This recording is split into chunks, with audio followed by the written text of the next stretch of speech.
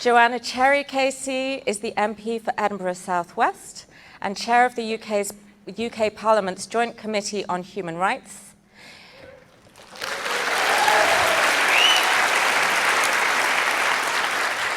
She was the SNP's spokesperson on Justice and Home Affairs from 2015 to 2021. In 2019, she led the successful Cherry case against Boris Johnson's unlawful prorogation of Parliament.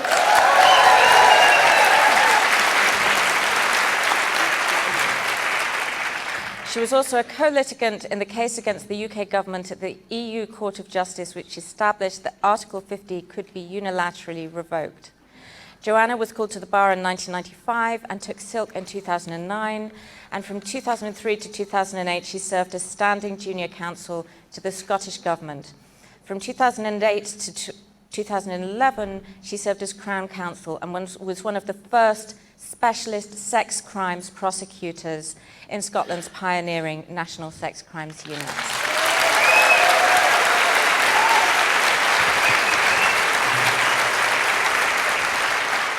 All right, yeah. So I'm blessed with a big loud voice. Well, thank you very much to Women's Place UK and also to University College London for facilitating the conference. And thanks to Aqua for what I thought was a brilliantly clear exposition of the law as it stands. And yeah, really.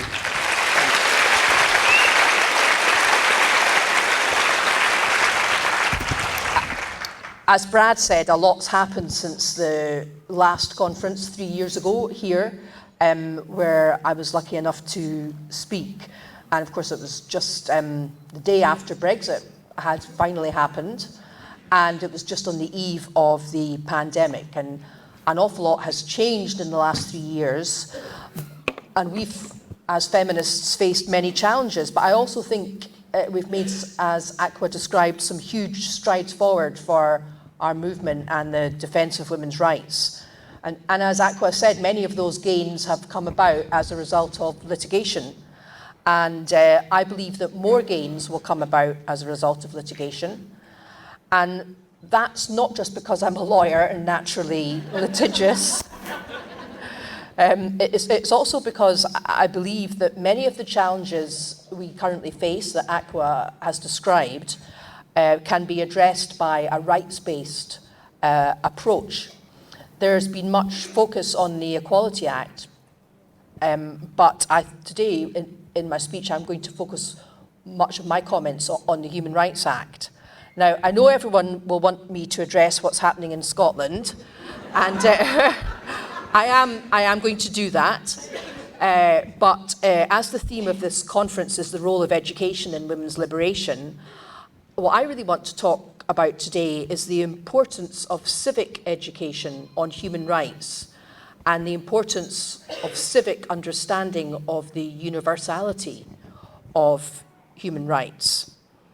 The process of reform of the Gender Recognition Act in Scotland, in my opinion, provides a troubling example of a poor understanding and a poor analysis of human rights by public institutions in Scotland, including Scotland's Parliament, and I am afraid to say some of the organisations purporting to have human rights expertise who gave evidence during the process of so-called reform of the Gender Recognition Act. Now, somebody on Twitter recently moaned that I've become a single-issue politician, and presumably because I spend a lot of time on Twitter now talking about women's rights and lesbian rights. And I guess in some ways I am a single-issue politician, but my single issue of concern is human rights for everyone. And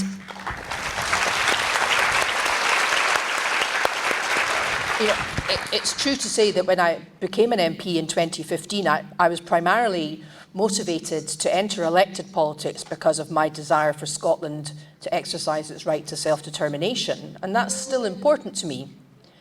But developments in the struggle for women's liberation and the defence of LGBT rights have also led me to have a wider focus on human rights, and it's also the way that my career's developed in Parliament, partly as a result of my support for women's rights. As people know, I was sacked from the SNP front bench because of my support for women's rights and LGBT rights. And but I've no intention of leaving my party. It's going through a very rocky time at the moment. And despite repeated election successes, the SNP has been unable to achieve its goal. And meantime, a culture of no debate and misogyny has blighted our party's internal debates and our party's policy programme. And I find that very upsetting because, for those of you who don't know about the history of the Scottish National Party, it was founded in the 1930s by intellectuals, poets, artists and thinkers. And it has a very proud history of electing strong, independent-minded women. And I have in mind Winnie Ewing and Margot MacDonald. And I just want to make it very clear to my sisters here that I have absolutely no intention of being bullied out of my party by a vocal minority.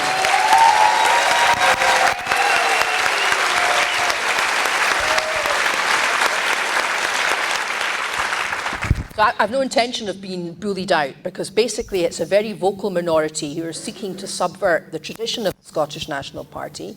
And I also think in politics in general, it's very important that feminists like ourselves who understand the true reasons for women's oppression must stay and fight their corner in their political parties.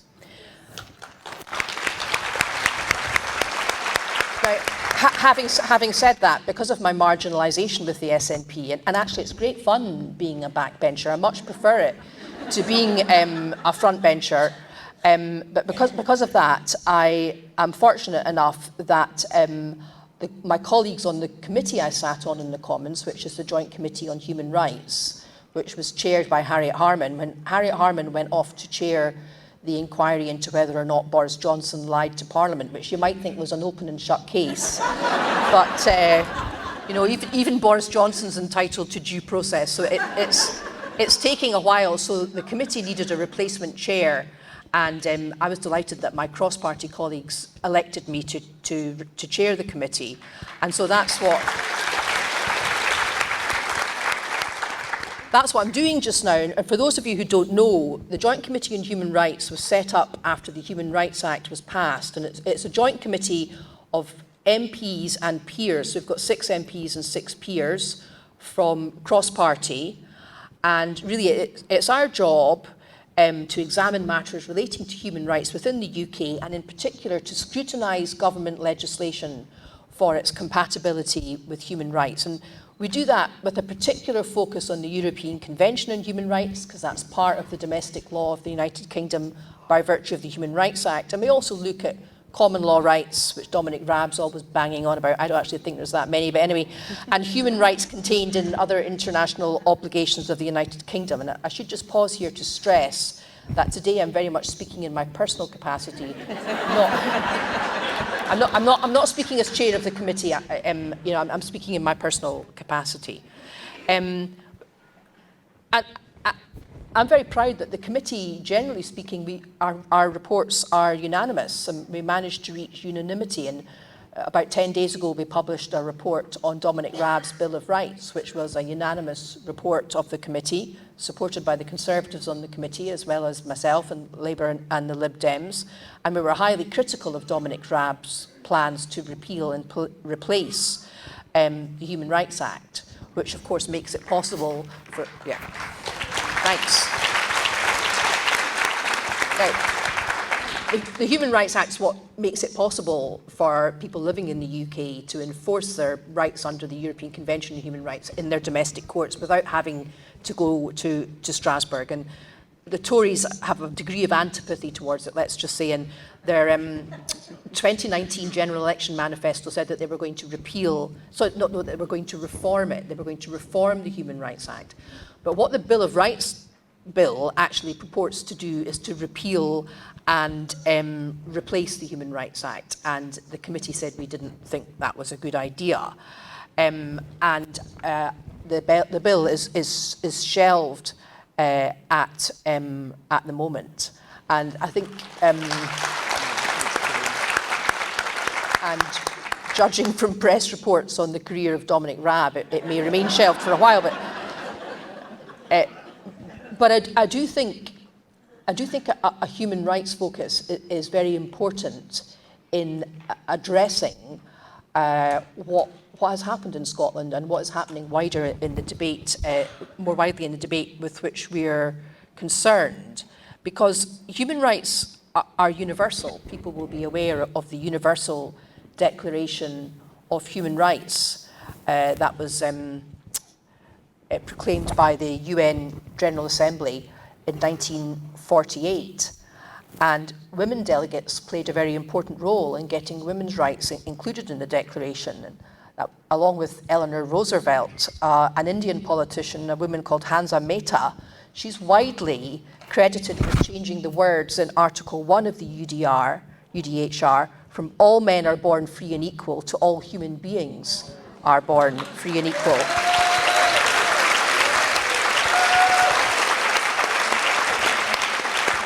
And I think that was a very important development. So while on the Human Rights Committee, we've been looking at the Tories' proposals to repeal and replace the Human Rights Act, most of the people who gave evidence to us were in favour of keeping the Human Rights Act. And in fact, many of the organisations that gave evidence to us stressed its importance in the fight against violence against women and girls and the fight for equality.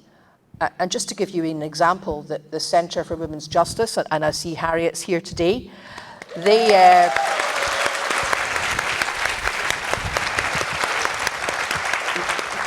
they told us that some of the most helpful cases relating to vindicating the rights and protecting the lives of women and girls have arisen in the context of the positive obligations which the Human Rights Act imposes on the state to investigate serious allegations. And this includes a very good example of this is the challenge to the Metropolitan Police's completely flawed investigation into the taxi rapist John Warboys, when an action was brought by two of his victims and it was held the police had breached their positive duty to investigate his crimes properly. And that's led to significant improvements in the way sex crime is investigated, or let's face it, so far as the Metropolitan Police are concerned, there's still some way to go.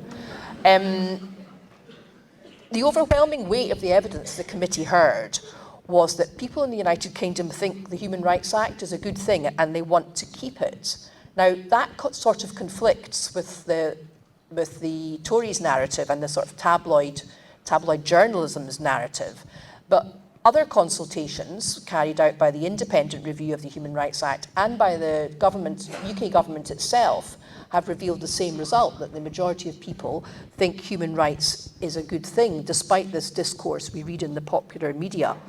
But the Independent Review of the Human Rights Act that was set up by the Tories and whose results were promptly ignored by them, they did note concern about this negative perception of human rights in the United Kingdom, and they said it was disproportionately fueled and ventilated by negative media and political coverage. And they said that work needed to be done to change negative perceptions of human rights and to increase the public sense of ownership of the Human Rights Act. And they said that the government, the UK government, should give serious consideration to developing an effective programme of civic and constitutional education in schools, universities and adult education on the importance of human rights and the Human Rights Act. And my committee agreed with that recommendation, and we said the government should get on with doing that as soon as possible. But they haven't. But when I reflect on what's happened in relation to the process of reform of the Gender Recognition Act in Scotland, I actually think many of our politicians would benefit from a refresher course in human rights.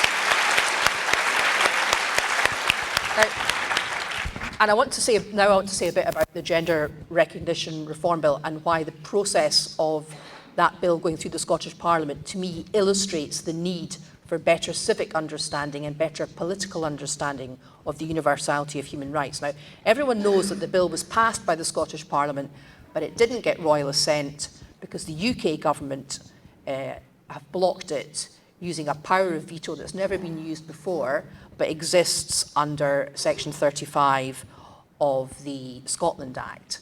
That's the act that set up the devolved parliament. You know, I mean, I'm not going to applaud Section 35 of the Scotland Act. And I very firmly believe that problems made in Scotland should be solved in Scotland. And I hope that the problem of this legislation will be resolved in Scotland, if not through the courts, then through a process of the Scottish Parliament going back and looking at the bill again, and doing so with an adequate human rights analysis, which I believe was wholly missing from the initial analysis of the bill. Now, a key question when you are looking at something from the point of view of human rights is what we do when the rights of one group potentially conflict with the rights of another group.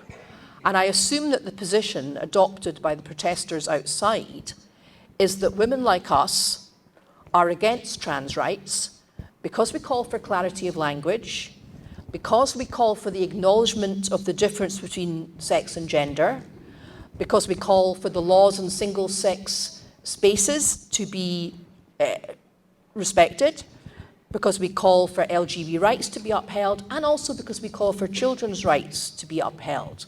I think that's their assumption. But their assumption is completely wrong, and it shows a fundamental lack of understanding of the nature of human rights.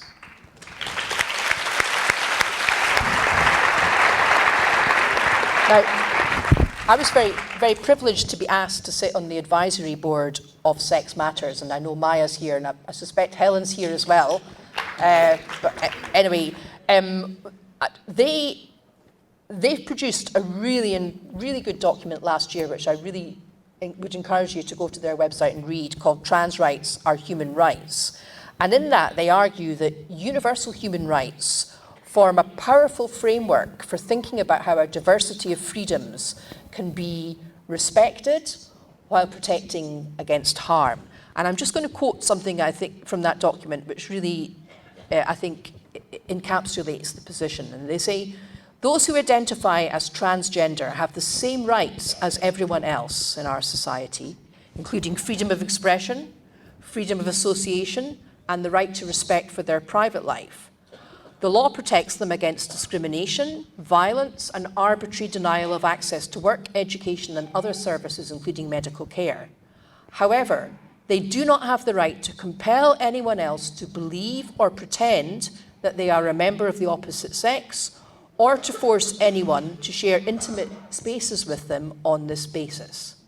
And they go on to say, in some situations, conflicts of rights and interests may be a zero-sum game. If the rules governing single-sex spaces are changed so that some members of the opposite sex are able to enter, those spaces become mixed sex, and many women will self-exclude. If males who identify as women are housed in women's prisons, women will feel and be unsafe. And we now know the public will be pretty unhappy about it as well. And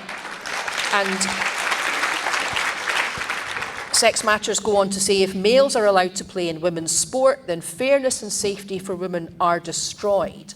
And they say, in this sense, rights are pie, and compromises that destroy the human rights of one group are unfair. Solutions are needed that respect everyone's rights. And I agree with that. And I think that's the problem with the Gender Recognition Reform Bill in Scotland. It's a solution to a perceived problem which does not respect everyone's rights. And I say a perceived problem because although we hear a lot of talk about international best practice, if you actually look at the law, there's absolutely no need for Scotland to introduce a system of self-identification as a matter of law. The system of gender recognition which the United Kingdom currently has satisfies what's required by the case law of the European Court of Human Rights. And the court has also recognised that what they call stringent procedures aimed at verifying the underlying motivation for a change of legal identity are justified. Now, I'm not opposed to reform per se, but what troubles me is about the way in which the reform was carried out.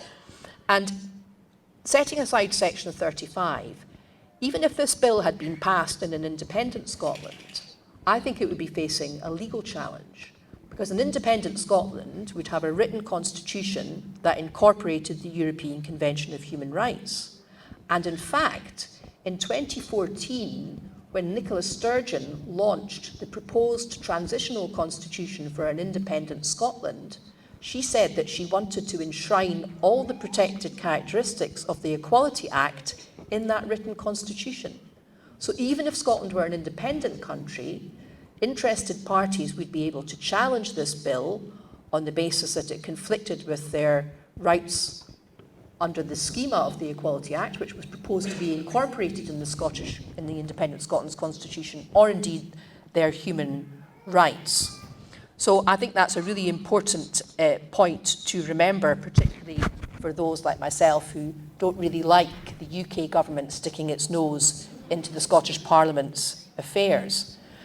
Now, in my work on the Joint Committee on Human Rights, when a bill comes before us, we look at it really carefully, not just to see whether it benefits the rights of the people it's designed to benefit. We also look at the impacts on the rights of others, whether those are intentional or unintentional. And when I look at the Gender Recognition Reform Bill, I see that it might assist trans people's lives, trans people's right to live in safety and with dignity, privacy and respect for their private life and beliefs. All things protected under Articles 2, 3, 8, 9 and 10 of the European Convention on Human Rights. But I also see that it could impact on the same rights on the rights of women and LGBT people to do the same, because sometimes rights conflict, and when that happens, an accommodation has to be found. And I don't think that sort of analysis was carried out, either by the Scottish Parliament or indeed by our national human rights institutions like the Equality and Human Rights Commission and the Scottish Human Rights Commission, who gave evidence during the process. And many of these concerns which I hold about it have been endorsed, first by Reem Al-Salem, the UN Special Rapporteur on Violence Against Women and Girls, when she gave evidence to the Scottish Parliament's committee. She reminded them that what is at issue here are fundamental human rights and how we can all coexist in a dignified way. And importantly, she also rebuked members of the Scottish Parliament who speak of culture wars and accuse women with concerns of engaging in hate speech. She said that wasn't a responsible way for parliamentarians to proceed. So a huge amount has been made of the fact that this reform bill in Scotland has had a 6-year gestation and has been subjected to a lot of consultation and scrutiny. But in the words of one of my gender-critical colleagues, another pro-independence commentator, Shona Craven, we shouldn't confuse the length of that process of scrutiny with its thoroughness.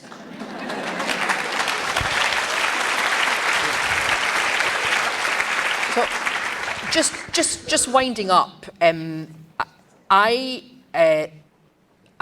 think these human rights issues will have to be revisited. Whether they're revisited in court or revisited in the Scottish Parliament will depend how things proceed. One might say that after the fallout from the case of Adam Grant, the rapist who was temporarily housed in the women's prison in Scotland, the Scottish Government might be a little less gung-ho about going to court to judicially review the decision of the Secretary of State to halt this bill, which will seek to put on a legal footing the practical policy of self-ID that led to that outcome in the Scottish Prison Service, and that has actually spread out across all sorts of aspects of Scottish society. But if the Scottish Government do proceed with that judicial review, it will be open to third parties to intervene. Now, strictly speaking, the judicial review should be about whether or not the Secretary of State for Scotland reasonably exercised his power under Section 35. But my view is that means that will necessarily involve looking at the merits of his decision that the bill has adverse impacts on the Equality Act. Human rights are specifically excluded as a consideration in Section 35 vetoes. But, as Aqua said, You have to read the Equality Act through the lens of the Human Rights Act and through the lens of the ECHR. So I think human rights issues may feature in that judicial review. Separately, even if the Scottish Government won that judicial review and the bill received royal assent, acts of the Scottish Parliament are open to judicial review, and the Scotland Act states that the Scottish Parliament cannot legislate in a way that's incompatible with human rights, so it would still be open to people with an interest to judicially review the Act after it received royal assent. A third thing that might happen is that the bill might be remitted back to stage 3 in the Scottish Parliament, and there might be some further amendments and some further discussion of human rights at that stage. But my message I want to leave you with today is that one of the learnings we should have from the process that led to the Gender Recognition Reform Bill in Scotland is the importance of all of us understanding the universality of human rights, but particularly our parliaments and our civic institutions. Thank you.